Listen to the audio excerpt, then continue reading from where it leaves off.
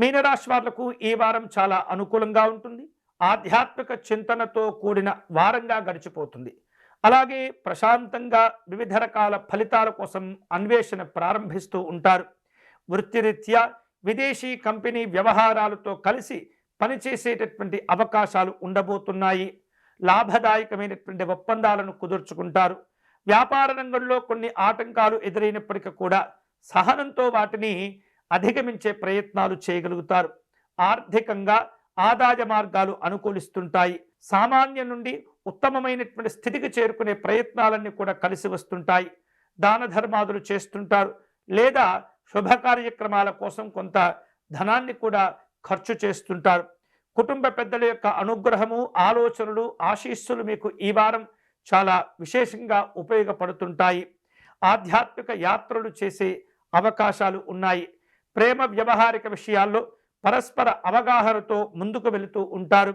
వివిధ రూపాల్లో అపోహలకు తావివ్వకుండా మిమ్మల్ని మీరు జాగ్రత్తగా కాపాడుకుంటూ ఉండాలి. విద్యార్థులు ఏకాగ్రత లోపాలను ఏమాత్రం కూడా ముందుకు తీసుకురాకూడదు. కాలాన్ని దుర్వినియోగం చేసుకోకూడదు. మంచిగా ప్రయత్నం చేయండి. మంచి మంచి ఫలితాలు సాధించుకోగలుగుతారు.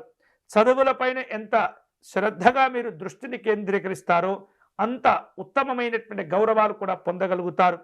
ఆరోగ్యం విషయంలో కూడా ఈ మీనరాశి వారు జాగ్రత్తలు తీసుకోవాలి.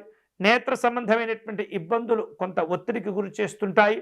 అలాగే వివిధ రూపాల్లో ఈ అనారోగ్య సంబంధమైనటువంటి భావనలు కలిగినప్పుడు నిర్లక్ష్యం చేయకుండా వైద్యపరమైనటువంటి సలహాలు, సూచనలు కూడా తీసుకోవలసిన అవసరం కనిపిస్తుంది. రహస్యంగా మీకు తెలియకుండా మిమ్మల్ని ఇబ్బంది పెట్టే శత్రువుల పట్ల చాలా జాగ్రత్తగా ఉండాలి.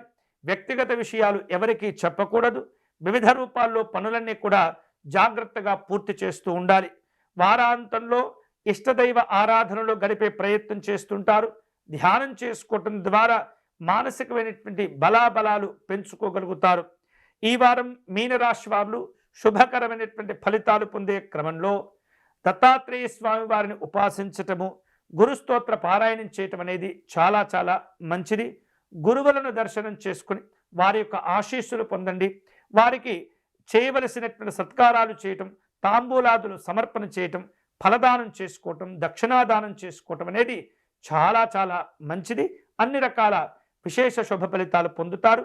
గురువుల యొక్క అనుగ్రహాన్ని పొందుతూ ఉండండి.